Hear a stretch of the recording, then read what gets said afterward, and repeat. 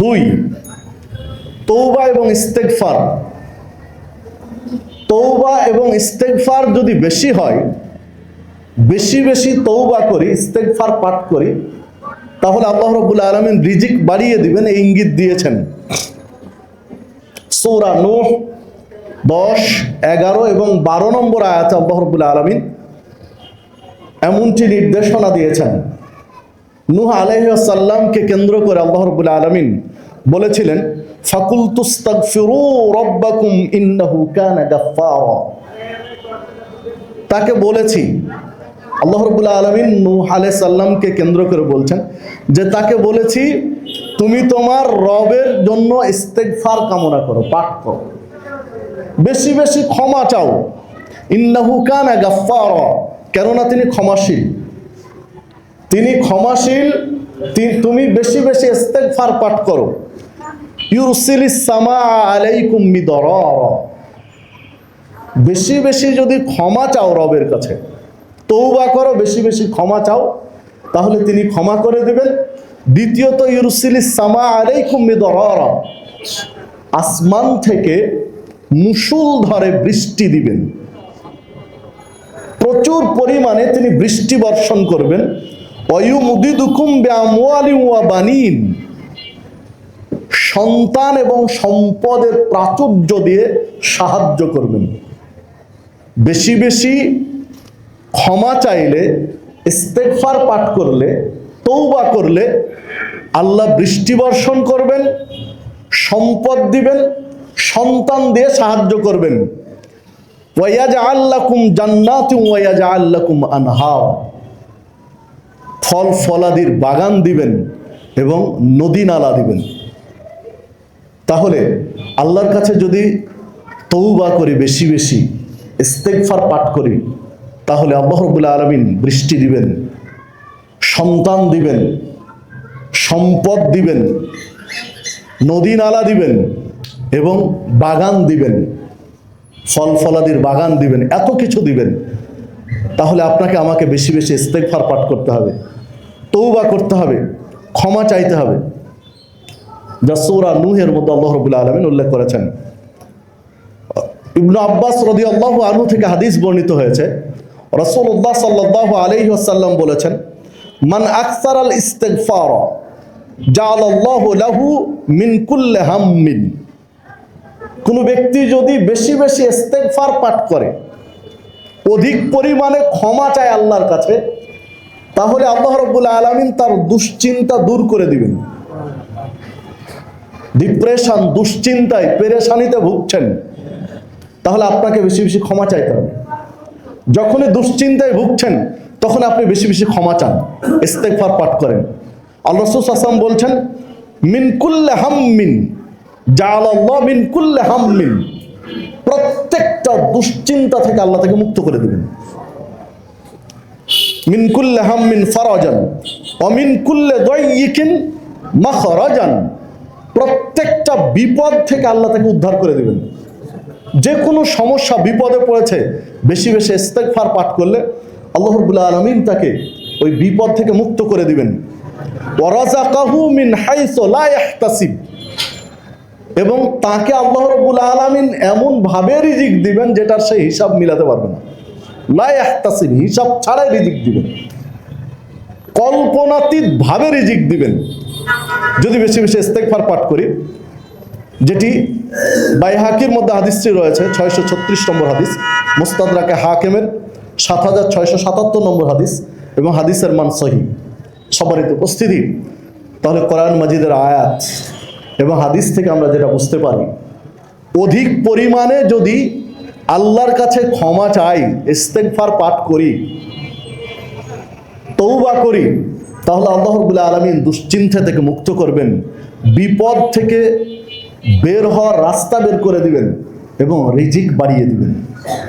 সম্মানিত উপস্থিতি, একজন সাহাবী আল্লাহ রাসূল সাল্লাল্লাহু আলাইহি ওয়াসাল্লামকে জিজ্ঞাসা করেছিলেন যে মানুষের মধ্যে বুদ্ধিমান মানুষকে, সবচেয়ে বুদ্ধিমান কাকে বলা যেতে পারে? তো রাসূলুল্লাহ সাল্লাল্লাহু আলাইহি ওয়াসাল্লাম বলেছিলেন যে মানুষের মধ্যে সবচেয়ে বুদ্ধিমান হলো যেই লোকটি বেশি বেশি ক্ষমা চায়, ইস্তেগফার পাঠ করে। বেশি বেশি ক্ষমা চাই, ক্ষমা চেয়ে মৃত্যুর জন্য প্রস্তুতি নেই। পাপ হয়েছে ক্ষমা চাচ্ছে, বারবার ইস্তেগফার পাঠ করছে, মানে যত ক্ষমা চাচ্ছে তার পাপ তত কমে যাচ্ছে। তাহলে এমন একটা অবস্থায় মৃত্যুবরণ করবে যখন তার পাপ হয়তোবা থাকবেই না, আর না হলে একেবারে কম থাকবে। এই জন্য বেশি বেশি ইস্তেগফার পাঠ করতে হবে। অপর আরেকটি হাদিসে আল্লাহ রাসূল সাল্লাল্লাহু আলাইহি ওয়াসাল্লাম বলেছেন, বিচারের মাঠে ওই ব্যক্তির জন্য বিচার সহজ, হাসরের ময়দান ওই ব্যক্তির জন্য সহজ যার আমল নামায় ইস্তেগফার বেশি। যার আমল নামায় ইস্তেগফার যত বেশি থাকবে, যার আমল নামায় ক্ষমা প্রার্থনা তওবা যত বেশি থাকবে, তার জন্য বিচারের মাঠ তত সহজ। বিধায় আপনাকে আমাকে বেশি বেশি ইস্তেগফার পাঠ করতে হবে, ক্ষমা চাইতে হবে। তিরমিজির মধ্যে একটি হাদিস রয়েছে, আবু জার রাদিয়াল্লাহু আনহুকে রাসূল সাল্লাল্লাহু আলাইহি ওয়াসাল্লাম নসিহত করেছিলেন, উপদেশ দিয়েছিলেন, ইত্তাকিল্লাহ হাইসুমা কুনতা, তুমি যেখানেই থাকো, যে অবস্থাতেই থাকো, যেভাবেই থাকো, তাকওয়াশীল হও, আল্লাহকে ভয় করো। পরিস্থিতি যাই হোক না কেন আল্লাহকে ভয় করো, তাকওয়াশীল, তাকওয়া অর্জন করো। ওয়াত্তাবিইস সাইয়্যাতাল হাসানাতা তামহুহা, যখনই কোনো অপরাধ হয়ে যাবে, পাপ হয়ে যাবে, তখনই তুমি একটা নেকির কাজ করো। পাপ হওয়ার সাথে সাথে নেকির কাজ করো। এতে কি হবে? নেকির কাজের মাধ্যমে পাপটা মুছে যাবে, নেকির কাজের দ্বারা পাপ কমে যাবে।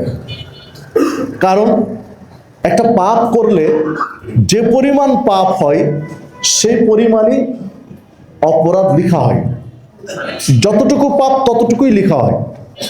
আর একটা নেকির কাজ করলে আল্লাহ রাব্বুল আলামিন সেটা 10 গুণ, 10 থেকে 70 গুণ, 70 থেকে 700 গুণ, আল্লাহ চাইলে আরো বাড়িয়ে দেন। তাহলে একটা পাপ করলেন, এমন একটা অপরাধ করেছেন যে একটা পাপ লেখা হয়েছে, তাহলে পাপ কিন্তু একটাই হয়েছে, তৎক্ষণাৎ আপনি একটা নেকির কাজ করলেন, তাহলে আপনার নেকি হলো একটা, সেটা 10 গুণ, সেটা 70 গুণ, সেটা 700 গুণ। তার ইখলাসের উপরে নির্ভর করে আল্লাহ আরো চাইলে বাড়িয়ে দেন। তাহলে আপনার পাপ একটা হলো, কিন্তু নেকি হলো অনেক। বিচারের মাঠে নেকি এবং পাপ ওজন করার সময় বা হিসাব করার সময় দেখা যাবে আপনার নেকি বেশি, পাপ কম। কারণ পাপ তো থামিয়ে রাখা আছে, কিন্তু নেকি তো বাড়িয়ে দেওয়া হয়েছে। এই জন্য আল্লাহ রাব্বুল আলামিনের নবী মুহাম্মদ সাল্লাল্লাহু আলাইহি ওয়াসাল্লাম তার উম্মাহকে নসিহত করলেন যে পাপ হওয়ার সাথে সাথে নেকির কাজ করো, যখনই পাপ হয়েছে তখনই নেকির কাজ করো। অবশ্য হাদিসে আরেকটি বিষয় রয়েছে যে একটা নেকির কাজের যখন মানুষ নিয়ত করে তখন থেকে নেকি লেখা শুরু হয়। একটা সৎ কাজ, ভালো কাজ, ভালো আমলের নিয়ত করেছে তখন থেকেই তার নেকি লেখা শুরু হয়েছে।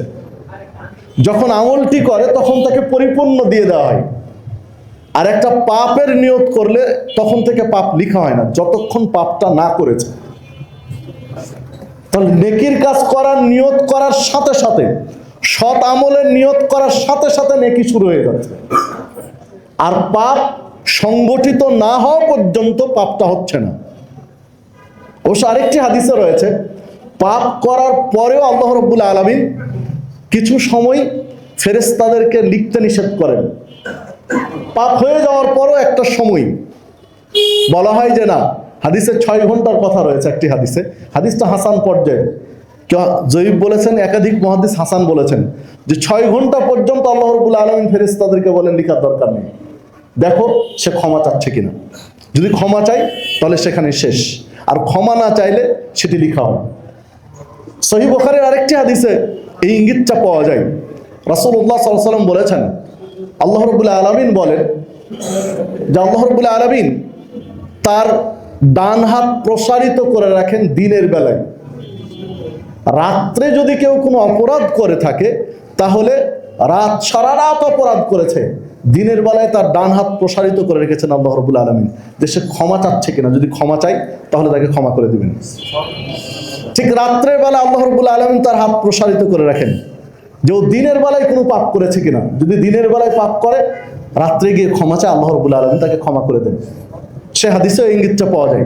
সম্মানিত উপস্থিতি, যে কথা বলছিলাম যে রিজিক বৃদ্ধির জন্য আপনার আমার যেটা উচিত সেটা হলো তওবা করা, বেশি বেশি তওবা করা, ইস্তেগফার পাঠ করা, ক্ষমা চাওয়া।